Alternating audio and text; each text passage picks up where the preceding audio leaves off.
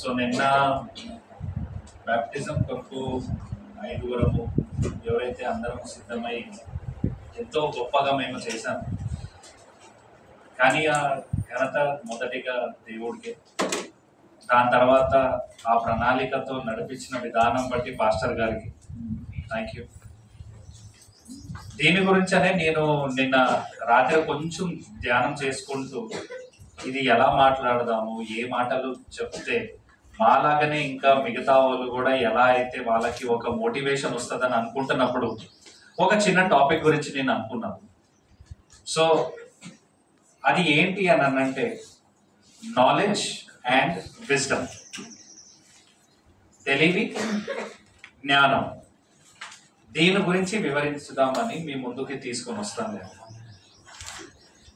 Basically ఇంగ్లీష్లో ఎలా ఉంటుందని అంటే knowledge, what does it mean అంటే నాలెడ్జ్ ఈజ్ అబౌట్ ఎక్వైరింగ్, అంటే తెలివి అనేది మనం పొందుకునేది. అది ఎటువంటి రీతిలో కూడా కావచ్చు. ఇవాళ రేపు మనకి స్మార్ట్ ఫోన్స్ ఉన్నాయి, గూగుల్ ఉంది. ప్రతి దానికి ఇప్పుడు మనకి ఏ డౌట్ వచ్చినా కూడా మనం ఏం చేస్తాము, ఫస్ట్ గూగుల్కి వెళ్ళిపోతాం. ఇంక్లూడింగ్ ఏంటి, స్కూల్ పిల్లలు కూడా వాళ్ళకి ఆన్సర్లు కావాలన్నా కూడా గూగుల్కి వెళ్తున్నారు. కాబట్టి ఇప్పుడు తెలివి అనేది is something that we can acquire, అంటే అది మనం పొందుకోగలుగుతాం. కానీ జ్ఞానము అనేది ఇట్స్ అబౌట్ అప్లైయింగ్. మనం ఏదైతే తెలివి ద్వారాగా మనం ఏదైతే ఇన్ఫర్మేషన్ని పొందుకున్నామో దాన్ని విజ్డమ్ ద్వారా, అంటే జ్ఞానము ద్వారాగా మనము ఇంప్లిమెంట్ చేస్తాం. ఇప్పుడు దీనికి ఒక ఉదాహరణగా చెప్పాలి అని అంటే, ఇప్పుడు చాలా మంది పెద్దవాళ్ళకి షుగర్ ఉంటుంది. Sugar, BP is very common ఇవాళ రేపు. ఇప్పుడు షుగర్ ఉన్న వాళ్ళకి ఏం చెప్తారు, వాళ్ళకి తెలిసింది ఏంటంటే స్వీట్స్ తినవద్దు, రైస్ ఎక్కువ తినవద్దు. ఇది తెలివి. ఇప్పుడు అదే నేను ఇప్పుడు సపోజ్ అలాంటి ఉన్నారే అనుకోండి, వాళ్ళు ఏంటి అది విన్నాక అది తెలుసుకుంటారు, గూగుల్ చేస్తారు, దానికి డైట్ ఏం ఫాలో అవ్వాలి అన్నీ చేస్తారు. కానీ అది తెలుసుకున్నాక ఇమ్మీడియట్గా వెళ్ళి ఒక స్వీట్ షాప్ దగ్గర ఆగి అక్కడ నుంచి పాస్ అవుతున్నప్పుడు అబ్బా స్వీట్ తినాలని ఆపి 1 కిలో స్వీట్స్ తీసుకొని తిన్నారే అనుకోండి, ఏం లాభం? తెలివి ఉంది, తెలివి ద్వారా అన్నీ నేర్చుకున్నాం, అన్నీ పొందుకున్నాం. కానీ జ్ఞానం రాగానే అది మనం అప్లై చేయం. ఎన్నో విషయాల్లో మనం కూడా అలాగే ఉన్నాం. తెలివి మనకుంది, అన్నీ తెలుసు, కానీ మనం ఎప్పుడైతే జ్ఞానము ద్వారాగా మనం అది ఇంప్లిమెంట్ చేయాలని అనుకుంటామో అక్కడ వెనక్కి వెళ్ళిపోతాం. కాబట్టి ఇవాళ నా అంశం అంతా నాలెడ్జ్ ఇంకా విజ్డమ్ గురించి.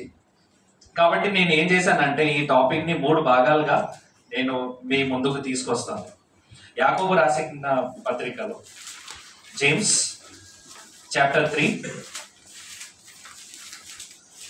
3వ అధ్యాయం అక్కడ 13 నుంచి 18 దాకా మనం చదువుకుందాం. కానీ దీన్ని నేను అన్నాను కదా 3 భాగాలుగా మనము చదువుకుందాం అనేసి. ప్రతి భాగానికి నేను ఒక టైటిల్ ఇచ్చి దాని గురించి వివరణ మీ ముందు తీసుకొచ్చి ముందుకెళ్తాను. So first 13, 14. మీలో జ్ఞాన వివేకములు గలవాడెవడు వాడి జ్ఞానముతో కూడిన సాత్వికము గలవాడై తన యోగ్య ప్రవర్తన వలన తన క్రియలను కనపరచవలెను. అయితే మీ హృదయములలో సహింపనలవి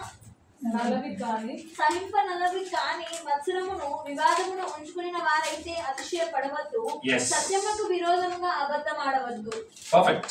సో దీనికి నేను ఇచ్చిన టైటిల్ ఏంటనంటే ప్రదర్శించే జ్ఞానము, ఇంగ్లీష్ లో డెమాన్స్ట్రేటివ్ విజ్డమ్. అంటే ఇప్పుడు చాలా సార్లు మనము స్కూల్స్ లో కానీ కాలేజెస్ లో కానీ మీరు గమనిస్తే మనం ఎంతో విధాలుగా మనము స్టూడెంట్స్ ని మనం చూస్తాం. ఎలాగా ఇప్పుడు ఒక టీచర్ని అడిగామనుకోండి, టీచర్స్ ఏం చేస్తారనంటే toppers, middle and then average.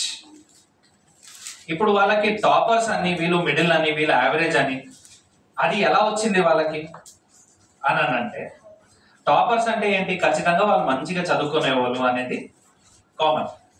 అదే యావరేజ్ అనుకోండి అంటే ఏంటంటే అందరు సేమ్ క్లాసే, అందరు చదివేది సేమ్ సబ్జెక్ట్సే, తనకి కొంచెం తెలుసు. కానీ అలాగే టాపర్స్ ఏంటో దే ఆర్ ద బెస్ట్, అంటే they know everything about it. రేపు ఇప్పుడు యావరేజ్ స్టూడెంట్ ఉంటాడు, పేరెంట్ టీచర్ మీటింగ్ అవుతుంది. పేరెంట్ టీచర్ మీటింగ్ అయినప్పుడు చాలా మంది వచ్చి మా వాడు చదువుకోవట్లేదండి ఏం చేద్దాము అని అంటే వాళ్ళు అనేది ఏంటనంటే మా దగ్గర ఒక 10 మంది టాపర్స్ ఉన్నారండి, నేను రేపటి నుంచి ఏం చేస్తానంటే వాళ్ళని వాళ్ళతో పాటు కూర్చోబెడతాను అని అంటారు. ఎందుకు కూర్చోమని చెప్తారు? ఎందుకనంటే ఆ టాపర్స్ ఎలాగైతే చదువుకుంటున్నారో వీళ్ళు కూడా వాళ్ళతో ఉండి నేర్చుకొని వాళ్ళలాగా టాపర్స్ అవుతారు. కాబట్టి ఈ 2 వాక్యాలు ఏదైతే మనం ఇప్పుడు 13, 14 చూసామో it talks about demonstrative wisdom. It talks about అంటే ఏంటంటే ప్రదర్శించే జ్ఞానం. కాబట్టి మనం కూడా అలాగే ఉండాలి.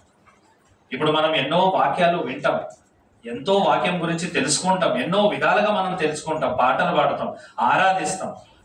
కానీ మన వరకే పరిమితం పెట్టుకొని అన్నీ తెలుసుకొని కానీ నిజ జీవితంలో మనం అది అప్లై చేయకపోతే దానికి అర్థం లేదు. కాబట్టి ఇట్ ఈస్ వెరీ ఇంపార్టెంట్. మనం నేర్చుకుంది ప్రతి ఒక్కటి కూడా జ్ఞానము ద్వారాగా మనము ఇతరులకి చెప్పాలి, మనము నేర్చుకోవాలి, ఇతరులకి కూడా అది పంచాలి. నెక్స్ట్ సెకండ్ పార్ట్ వచ్చేసి 15, 16. ఎప్పుడు మీరు బైబిల్ గమనించండి, బైబిల్ ఒక మాట మనతో మాట్లాడుతుంది అని అంటే ఎప్పుడు కూడా మనకి ఏది మనము చెయ్యాలో ఏది మనం చేయకూడదో అనేది ప్రతిసారి మనకి బైబిల్ ద్వారాగా తెలుస్తూనే ఉంటుంది. ఒక ఆథర్ ఏమన్నారనంటే ఎప్పుడు మనము పిల్లలకి ఏం చెయ్యాలి, ఎలా ఉండాలి, ఏం నేర్చుకోవాలనేది చెప్పేదానికన్నా వాళ్ళు ఏం చెయ్యకూడదు అనేది మనం ఒక్కసారి వాళ్ళకి చెప్తే ఆటోమేటిక్ గా వాళ్ళు ఏం చేయాలో వాళ్ళకి తెలిసిపోతుంది.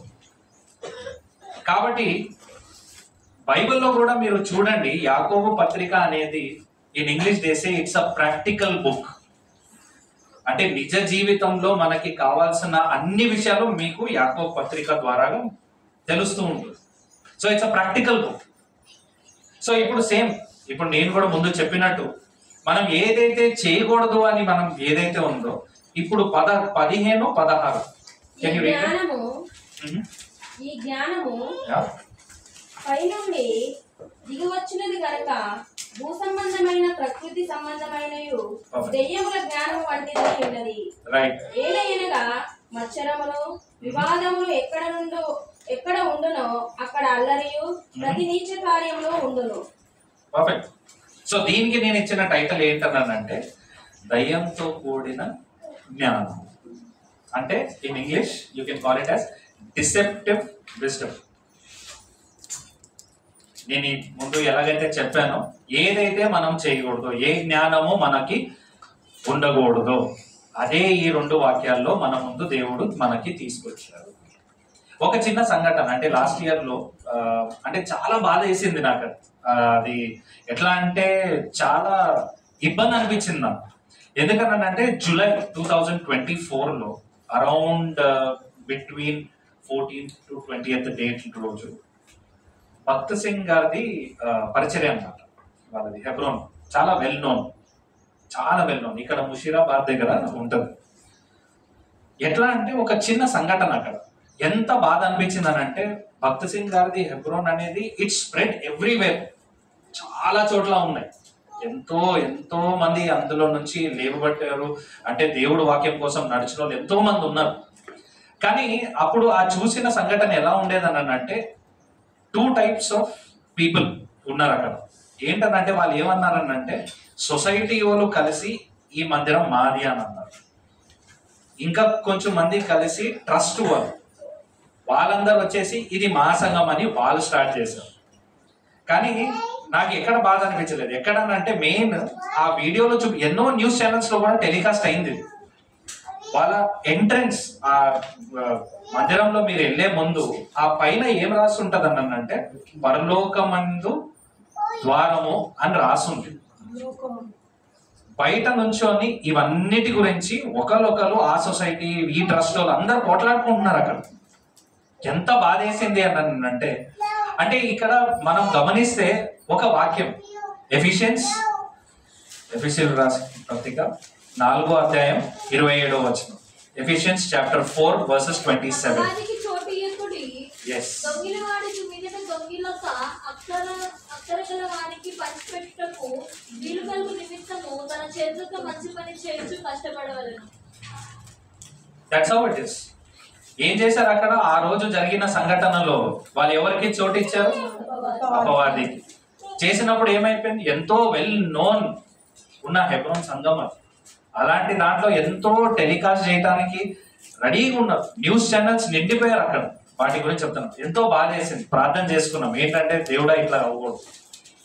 మనము ఒకరికి ఎప్పుడైనా కూడా మోటివేషన్ లాగా, ఇన్స్పైరింగ్ లాగా మేము ఉండాలే కానీ ఇలాంటి విషయాలు ఎప్పుడు జరగకూడదు అనేది ఒక ప్రార్థన నేను చేసుకున్నాను. కానీ గమనిస్తే ఇట్లా ఎన్నో విషయాలు మన ముందున్నాయి.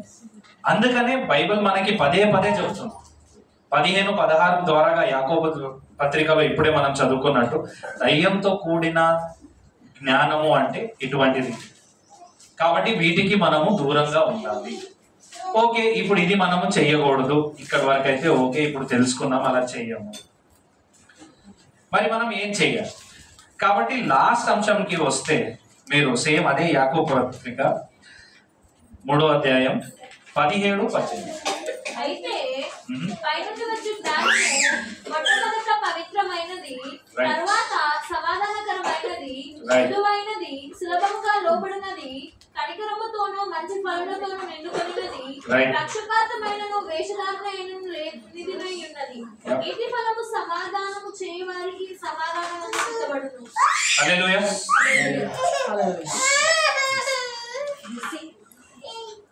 అయితే ఈ టాపిక్ కి నేను ఇచ్చిన టైటిల్ ఏంటన్నానంటే దైవ జ్ఞానం. In English we call it as divine wisdom. దైవ జ్ఞానము. దైవ జ్ఞానము మనతో ఉంటే దానికి ఏంటి రిజల్ట్ అనేదే ఈ 17th and 18th వర్స్. కాబట్టి మనం ఎన్నోసార్లు మనం చూస్తూ ఉంటాం. ఇప్పుడు నేను కూడా కార్పొరేట్ ఫీల్డ్ లో నేను చాలా పనిచేశాను. నేను కూడా ఒక ఏవిపి లాగా ఉన్నాను అక్కడ. కాబట్టి ఎన్నో విషయాల్లో మనకి ఆఫీస్లో జరిగే విషయాలు ఏంటంటే కంపెనీ ఎప్పుడు ఏం చేస్తారనంటే మీరు ఒక పొజిషన్లో ఉన్నప్పుడు ఆల్ టఫ్ డిసిజన్స్ ఏదైతే మీరు తీసుకోవాలో అది మీ మీదకే వస్తుంది అన్నమాట. ఇప్పుడు ఒక ఎంప్లాయీస్ పనిచేస్తున్నప్పుడు ఒక ఎంప్లాయీని కంపెనీ నుంచి తీసివేయాలి అని అంటే మొదటిగా మమ్మల్ని ముందుకు పంపిస్తారు. పైన వాళ్ళు ఎవరు రాదు. పైన మీ జిఎం కావచ్చు, ఎవరైనా కావచ్చు, వాళ్ళు ముందుకు రారు. వాళ్ళు ఏమంటారనంటే జివిన్ నువ్వు ఒకసారి ఏంటనంటే మేము కంపెనీ ఒక డిసైడ్ చేసింది ఏంటి అని అంటే ఇతన్ని మేము పనిలో నుంచి తీసేయాలి అని. ఇప్పుడు అది ఎలా ఉంటుందని అంటే పరిస్థితి నేను ముందుకెళ్ళి నేను తనతో మాట్లాడాలన్నప్పుడు ఎంతో ఇబ్బందిగా ఉంటుంది. మేబీ నాకు అది మంచిగా అనిపించకపోవచ్చు.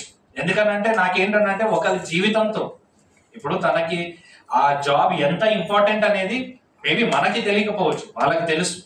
కానీ అటువంటి రీతిలో మనం వెళ్ళి అతన్ని నువ్వు రేపటి నుంచి రావద్దు ఎందుకంటే కంపెనీ నేను తీసేస్తుంది అని అనటము, అది చెప్పటము, వాళ్ళకి కన్వే చేయటం, అలాగే వాళ్ళు మళ్ళీ అగ్రీ చేసి ముందుకి నడవటము, మోటివేట్ చేయటం అనేది it's a very big task. కాబట్టి కార్పొరేట్ ఫీల్డ్ లో ఎప్పుడు ఒక మాట అంటారు, you should always agree to disagree. What does it mean agree to disagree అని అంటే కొన్నిసార్లు ఏముంటది అని అంటే కొన్ని డిసిజన్స్ మనకి నచ్చకపోవచ్చు వ్యక్తికి యాజ్ అ హ్యూమన్, రైట్? మీకు వ్యక్తిగతంగా మీకు నచ్చకపోవచ్చు, కానీ ఒక కుటుంబం కానీ ఒక సంఘం కానీ లేకపోతే ఒక కంపెనీకి కానీ అది వాళ్ళకి మంచి జరుగుతుంది అని అంటే నేను కూడా వాళ్ళందరితో ఏకీభవిస్తాను అని చెప్పాలి. సో దాన్నే మనము ఐ అగ్రీ టు డిసగ్రీ అని అంటాం. ఎందుకనంటే మనకైతే వ్యక్తిగతంగా నాకు నచ్చలేదు, కానీ సంఘం కోరింది, సంఘం మంచి కోసం ఉంది కాబట్టి నేను ఏమంటానంటే అందరితో పాటు నేను కూడా ఏకీభవిస్తాను అని అంటాను. కానీ ఇప్పుడు అదే మాట మనకి కూడా ఈ 17 and 18 వర్స్లో మన ముందుకి దేవుడు నడిపించాడు. ఇప్పుడు దీని ద్వారాగా ఇప్పుడు నేను అగ్రీ టు డిసగ్రీ అని అంటే ఒక్కొక్కసారి మనలో మనమే ఎంతో పోరాటం చేస్తూ ఉంటాం. అదంత ఈజీ విషయం కాదు, చెప్పినంత ఈజీ విషయం కాదు. కానీ ఇది కానీ మనం చేస్తే దానికి వచ్చే ఫలితం ఎలా ఉంటుంది అని అంటే గలతీయుల రాసిన పత్రిక 5వ అధ్యాయం 22వ వచనం. గలతీయన్స్ చాప్టర్ 5:22. అయితే ఆత్మఫలములు ఏమనగా దీర్ఘశాంతము, దయాళత్వము, మంచితనము, విశ్వాసము, సాత్వికము, Yes. ఆశా నిగ్రహము. ఇటు వాటికి విరోధై ఏమేమీ లేదు. క్రీస్తు యేసు సంబంధులు శరీరులను దాని ఇచ్చకములతోనూ దురాశలతోనూ సిలువ వేసి ఉన్నారు. Right. So this is the reward. అలా కానీ మనం ఉంటే దానికి వచ్చే రివార్డ్ ఇవన్నీ. కాబట్టి మనం అందుకనే అన్ని జ్ఞానం కన్నా దైవ జ్ఞానాన్ని మనం పొందుకోవాలి. కాబట్టి నిన్న జరిగిన బ్యాప్టిజం కార్యక్రమంలో స్పెషల్లీ 5 ఎవరైతే తీసుకున్నామో ఇదే సేమ్ లాజిక్ని మనం మనలో కూడా అప్లై చేసుకోవాలి. ఏంటనంటే తెలివి ద్వారాగా మనము దేవుడు గురించి, ఆయన ప్రేమ గురించి ఎన్నో నేర్చుకున్నాం, ఎన్నో తెలుసుకున్నాం. పాటల ద్వారా కావచ్చు, పాస్టర్ గారు బోధించే దాంట్లో ఉండొచ్చు, అలాగే మనం ప్రార్థనలో ఎన్నో విన్నాం, ఎన్నో నేర్చుకున్నాం.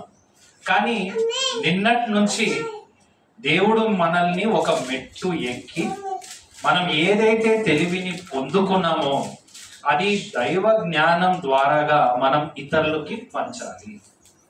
అది మీ బంధువులు కావచ్చు, మీ ఫ్రెండ్స్ కావచ్చు. రోజులో ఎంతో మందితో మనం మాట్లాడుతూ ఉంటాం, ఎంతో మందితో మనం కలుస్తూ ఉంటాం, బంధువులతో కానీ, ఫ్రెండ్స్తో కానీ, సిబ్లింగ్స్తో కానీ, అందరితో కలుస్తూ ఉంటాం. వాళ్ళతో మనం చేయాల్సింది ఏంటంటే ఎప్పుడు కూడా మనం ఎలా ఉన్నావు, బాగున్నావా, తిన్నావా, లేచావా, తాగావా, లేదా, అది ఇది ఓకే ఫైన్. కానీ దేవుడు మీతో మాట్లాడిన ఒక్క మాట, అదే మనము ఇప్పుడు చేయాల్సింది. అదే బాధ్యత మనందరి మీద కూడా ఉంది.